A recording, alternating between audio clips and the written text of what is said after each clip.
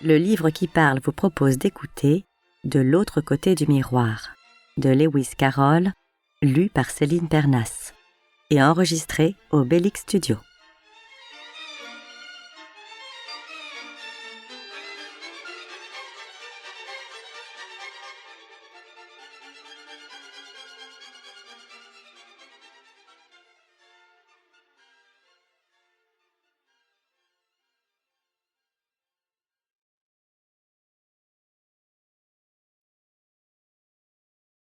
Chapitre 1 – La maison du miroir.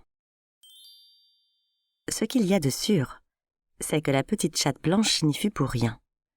C'est la petite chatte noire qui fut la cause de tout. En effet, il y avait un bon quart d'heure que la chatte blanche se laissait laver la figure par la vieille chatte, et somme toute, elle supportait cela assez bien, de sorte que, voyez-vous, il lui aurait été absolument impossible de tremper dans cette méchante affaire. Voici comment Dinah s'y prenait pour laver la figure de ses enfants. D'abord, elle maintenait la pauvre bête en lui appuyant une patte sur l'oreille. Puis de l'autre patte, elle lui frottait toute la figure à rebrousse-poil en commençant par le bout du nez.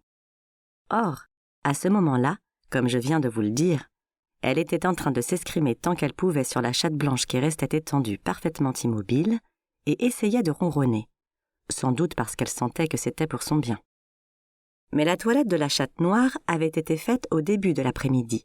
C'est pourquoi, tandis qu'Alice restait blottie en boule dans un coin du grand fauteuil, toute somnolente et se faisant de vagues discours, la chatte s'en était donnée à cœur joie de jouer avec la pelote de grosse laine que la fillette avait essayé d'enrouler et de la pousser dans tous les sens jusqu'à ce qu'elle fût complètement déroulée. Elle était là, étalée sur la carpette, toute embrouillée, pleine de nœuds, et la chatte, au beau milieu, était en train de courir après sa queue. « Oh, comme tu es vilaine !» s'écria Alice en prenant la chatte dans ses bras et en lui donnant un petit baiser pour bien lui faire comprendre qu'elle était en disgrâce. « Vraiment, Dinah aurait dû t'élever un peu mieux que ça. Oui, Dinah, parfaitement. Tu aurais dû l'élever un peu mieux, et tu le sais bien, » ajouta-t-elle en jetant un regard de reproche à la vieille chatte et en parlant de sa voix la plus revêche. Après quoi, elle grimpa de nouveau dans le fauteuil en prenant avec elle la chatte et la laine, et elle se remit à enrouler le peloton. Mais elle n'allait pas très vite, car elle n'arrêtait pas de parler, tantôt à la chatte, tantôt à elle-même. Kitty restait bien sagement sur ses genoux, feignant de s'intéresser à l'enroulement du peloton. De temps en temps, elle tendait une de ses pattes et touchait doucement la laine, comme pour montrer qu'elle aurait été heureuse d'aider Alice si elle l'avait pu. « Sais-tu quel jour nous serons demain, Kitty ?» commença Alice. « Tu l'aurais deviné si tu avais été à la fenêtre avec moi tout à l'heure. Mais Dinah était en train de faire ta toilette, c'est pour ça que tu n'as pas pu venir. Je regardais les garçons qui ramassaient du bois pour le feu de joie, et il faut des quantités de bois, Kitty. Seulement voilà, il s'est mis à faire si froid et à neiger si fort qu'ils ont été obligés d'y renoncer. Mais ça ne fait rien, Kitty. Nous irons admirer le feu de joie demain. » À ce moment, Alice enroula 2 ou 3 tours de laine autour du cou de Kitty, juste pour voir de quoi elle aurait l'air. Il en résulta une légère bousculade au cours de laquelle le peloton tomba sur le plancher et plusieurs mètres de laine se déroulèrent. « Figure-toi, Kitty, » continua Alice dès qu'elles furent de nouveau confortablement installées, « que j'étais si furieuse en pensant à toutes les bêtises que tu as faites aujourd'hui que j'ai failli ouvrir la fenêtre et te mettre dehors dans la neige. Tu l'aurais bien mérité, petite coquine chérie. Qu'as-tu à dire pour ta défense ? Je te prie de ne pas m'interrompre, » ordonna-t-elle en levant un doigt. « Je vais te dire tout ce que tu as fait. Premièrement, tu as crié 2 fois ce matin pendant que Dinah te lavait la figure. Inutile d'essayer de nier, Kitty, car je t'ai entendu. »« Comment ? Qu'est-ce que tu dis ?» poursuivit-elle en faisant semblant de croire que Kitty venait de parler. « Sa patte t'est entrée dans l'œil ? C'est ta faute, parce que tu avais gardé les yeux ouverts. Si tu les avais tenus bien fermés, ça ne te serait pas arrivé. Je t'en prie, inutile de chercher d'autres excuses. Écoute-moi. Deuxièmement, tu as tiré Perce-Neige en arrière par la queue juste au moment où je venais de mettre une soucoupe de lait devant elle. Comment ? Tu dis que tu avais soif ? Et comment sais-tu si elle n'avait pas soif elle aussi ? Enfin, troisièmement, tu as défait mon peloton de laine pendant que je ne te regardais pas. Ça fait 3 sottises, Kitty, et tu n'as pas encore été punie pour aucune des 3. Tu sais que je réserve toutes tes punitions pour mercredi en 8. Si on réservait toutes mes punitions à moi, continuait-elle plus pour elle-même que pour Kitty. Qu'est-ce que ça pourrait bien faire à la fin de l'année? Je suppose qu'on m'enverrait en prison quand le jour serait venu. Ou bien, voyons, si chaque punition consistait à se passer de dîner, alors quand ce triste jour serait arrivé, je serais obligée de me passer de 50 dîners à la fois. Mais après tout, ça me serait tout à fait égal. Je préférerais m'en passer que de les manger. Entends-tu la neige contre les vitres, Kitty? Quel joli petit bruit elle fait. On dirait qu'il y a quelqu'un dehors qui embrasse la fenêtre tout partout. Je me demande si la neige aime vraiment les champs et les arbres pour qu'elle les embrasse si doucement. Après ça, vois-tu, elle les recouvre bien douillettement dans un couvre-pied blanc. Et peut-être qu'elle leur dit « Dormez mes chéris jusqu'à ce que l'été revienne ». Et quand l'été revient, Kitty, il se réveille, il s'habille tout en vert et il se met à danser. Chaque fois que le vent souffle. « Oh, comme c'est joli !» s'écria Alice en laissant tomber le peloton de laine pour battre des mains. « Et je voudrais tellement que ce soit vrai. Je trouve que les bois ont l'air tout endormis en automne quand les feuilles deviennent marron. » Kitty, sais-tu jouer aux échecs? Ne souris pas, ma chérie, je parle très sérieusement. Tout à l'heure, pendant que nous étions en train de jouer, tu as suivi la partie comme si tu comprenais. Et quand j'ai dit « échec », tu t'es mise à ronronner. Ma foi, c'était un échec très réussi et je suis sûre que j'aurais pu gagner si ce méchant cavalier n'était pas venu se faufiler au milieu de mes pièces. Kitty, ma chérie, faisons semblant. Ici, je voudrais pouvoir vous répéter tout ce qu'Alice avait coutume de dire en commençant par son expression favorite, « faisons semblant ». Pas plus tard que la veille, elle avait eu une longue discussion avec sa sœur parce qu'Alice avait commencé à dire « faisons semblant d'être des rois et des reines ». Sa sœur, qui aimait beaucoup l'exactitude, avait prétendu que c'était impossible, étant donné qu'elles n'étaient que deux, et Alice avait été finalement obligée de dire « Eh bien, toi, tu seras l'un d'eux, et moi, je serai tous les autres. » Et un jour, elle avait causé une peur folle à sa vieille gouvernante en lui criant brusquement dans l'oreille « Je vous en prie, mademoiselle, faisons semblant que je sois une hyène affamée et que vous soyez un os. » Mais ceci nous écarte un peu trop de ce qu'Alice disait à Kitty. « Faisons semblant que tu sois la reine rouge, Kitty. Vois-tu, je crois que si tu t'asseyais sur ton derrière en te croisant les bras, tu lui ressemblerais tout à fait. Allons, essaie pour me faire plaisir. » Là-dessus, Alice prit la reine rouge sur la table et la mit devant Kitty pour lui servir de modèle. Mais cette tentative échoua. Surtout, prétendit Alice, parce que Kitty refusait de croiser les bras comme il faut. Pour la punir, Alice la tint devant le miroir afin de lui montrer comme elle avait l'air boudeur. « Et si tu n'es pas sage tout de suite, ajouta-t-elle, je te fais passer dans la maison du miroir. Qu'est-ce que tu dirais de ça? Allons, Kitty, si tu veux bien m'écouter au lieu de bavarder sans arrêt, je vais te dire tout ce que je pense de la maison du miroir. D'abord, il y a la pièce que tu peux voir dans le miroir. Elle est exactement pareille à notre salon, mais les choses sont en sens inverse. Je veux la voir tout entière quand je grimpe sur une chaise, tout entière, sauf la partie qui est juste derrière la cheminée. Oh, je meurs d'envie de la voir. Je voudrais tant savoir s'ils font du feu en hiver, vois-tu.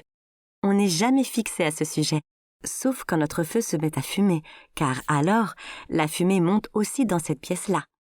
Mais peut-être qu'ils font semblant, pour qu'on s'imagine qu'ils allument du feu. Tiens, tu vois, les livres ressemblent pas mal à nos livres, mais les mots sont à l'envers. Je le sais bien parce que j'ai tenu une fois un de nos livres devant le miroir et quand on fait ça, ils tiennent aussi un livre dans l'autre pièce. Aimerais-tu vivre dans la maison du miroir, Kitty? Je me demande si on te donnerait du lait. Peut-être que le lait du miroir n'est pas bon à boire. Et maintenant, oh, Kitty, maintenant nous arrivons au couloir. On peut tout juste distinguer un petit bout du couloir de la maison du miroir quand on laisse la porte de notre salon grande ouverte. Ce qu'on aperçoit ressemble beaucoup à notre couloir à nous, mais vois-tu, peut-être qu'il est tout à fait différent un peu plus loin. Oh, Kitty, ce serait merveilleux si on pouvait entrer dans la maison du miroir. Faisons semblant de pouvoir y entrer, d'une façon ou d'une autre. Faisons semblant que le verre soit devenu aussi mou que de la gaze pour que nous puissions passer à travers. Mais, ma parole, voilà qu'il se transforme en une sorte de brouillard. Ça va être assez facile de passer à travers. Pendant qu'elle disait ces mots, elle se trouvait debout sur le dessus de la cheminée, sans trop savoir comment elle était venue là. Et en vérité, le verre commençait bel et bien à disparaître, exactement comme une brume d'argent brillante. Un instant plus tard, Alice avait traversé le verre et avait sauté légèrement dans la pièce du miroir. Avant de faire quoi que ce fût d'autre, elle regarda s'il y avait du feu dans la cheminée, et elle fut ravie de voir qu'il y avait un vrai feu qui flambait aussi fort que celui qu'elle avait laissé derrière elle. « De sorte que j'aurai aussi chaud ici que dans notre salon, pensa Alice. Plus chaud même, parce qu'il n'y aura personne ici pour me gronder si je m'approche du feu. Oh, comme ce sera drôle lorsque mes parents me verront à travers le miroir et qu'ils ne pourront pas m'attraper. » Ensuite, s'étant mise à regarder autour d'elle, elle remarqua que tout ce qu'on pouvait voir de la pièce quand on se trouvait dans le salon était très ordinaire et dépourvu d'intérêt, mais que tout le reste était complètement différent. Ainsi, les tableaux accrochés au mur à côté du feu avaient tous l'air d'être vivants, et la pendule qui était sur le dessus de la cheminée, vous savez qu'on n'en voit que le derrière dans le miroir, avait le visage d'un petit vieux qui regardait Alice en souriant. « Cette pièce est beaucoup moins bien rangée que l'autre, » pensa la fillette en voyant que plusieurs pièces du jeu d'échecs se trouvaient dans le foyer au milieu des cendres. Mais un instant plus tard, elle poussa un petit cri de surprise et se mit à quatre pattes pour mieux les observer. Les pièces du jeu d'échecs se promenaient deux par deux. « Voici le roi rouge et la reine rouge, » dit Alice à voix très basse, de peur de les effrayer. « Et voilà le roi blanc et la reine blanche assis au bord de la pelle à charbon. Et voilà deux tours qui s'en vont bras dessus, bras dessous. Je ne crois pas qu'ils puissent m'entendre, » continua-t-elle en baissant un peu la tête. « Et je suis presque certaine qu'ils ne peuvent pas me voir. J'ai l'impression d'être invisible. » À ce moment, elle entendit un glapissement sur la table et tourna la tête juste à temps pour voir l'un des pions blancs se renverser et se mettre à gigoter. Elle le regarda avec beaucoup de curiosité pour voir ce qui allait se passer. « C'est la voix de mon enfant !» s'écria la reine blanche en passant en trombe devant le roi qu'elle fit tomber dans les cendres. « Ma petite Lily, mon trésor, mon impériale mignonne !» Et elle se mit à grimper comme une folle le long du garde-feu. « Au diable l'impériale mignonne !» dit le roi en frottant son nez tout meurtri. Il avait le droit d'être un tout petit peu contrarié, car il se trouvait couvert de cendres de la tête aux pieds. Alice était fort désireuse de se rendre utile. Comme la petite Lily criait tellement qu'elle menaçait d'avoir des convulsions, elle se hâta de prendre la reine et de la mettre sur la table à côté de sa bruyante petite fille. La reine ouvrit la bouche pour reprendre haleine et s'assit.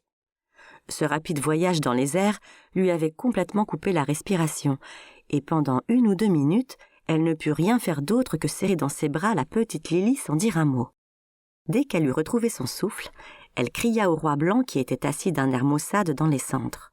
« Faites attention au volcan !»« Quel volcan ?» demanda le roi en regardant avec inquiétude, comme s'il jugeait que c'était l'endroit le plus propre à contenir un cratère en éruption. « M'a fait sauter en l'air !» dit la reine encore tout haletante. « Faites bien attention à monter, comme nous faisons d'habitude, ne vous laissez pas projeter en l'air. » Alice regarda le roi blanc grimper lentement d'une barre à l'autre, puis elle finit par dire « Mais tu vas mettre des heures et des heures avant d'arriver à la table à cette allure. Ne crois-tu pas qu'il vaut mieux que je t'aide ?» Le roi ne fit aucune attention à sa question. Il était clair qu'il ne pouvait ni la voir ni l'entendre. Alice le prit très doucement et le souleva beaucoup plus lentement qu'elle n'avait soulevé la reine afin de ne pas lui couper le souffle. Mais avant de le poser sur la table, elle crut qu'elle ferait aussi bien de l'épousseter un peu, car il était tout couvert de cendres.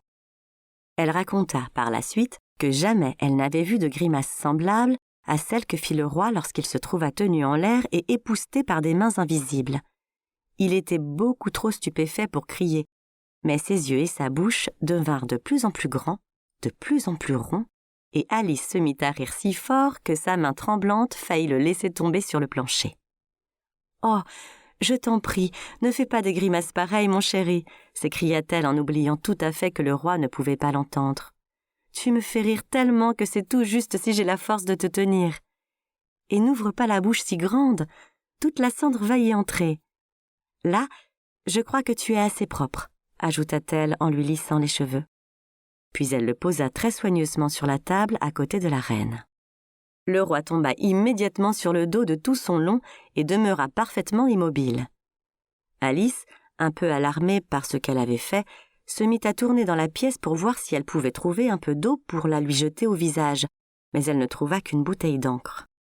Quand elle revint, sa bouteille à la main, elle vit que le roi avait repris ses sens, et que la reine et lui parlaient d'une voix terrifiée, si bas qu'elle eut du mal à entendre leurs propos.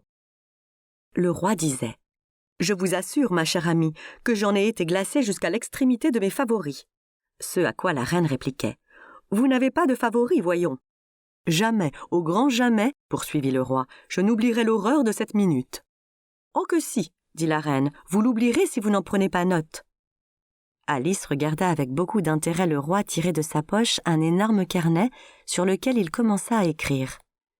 Une idée lui vint brusquement à l'esprit. Elle s'empara de l'extrémité du crayon qui dépassait un peu de l'épaule du roi et elle se mit à écrire à sa place.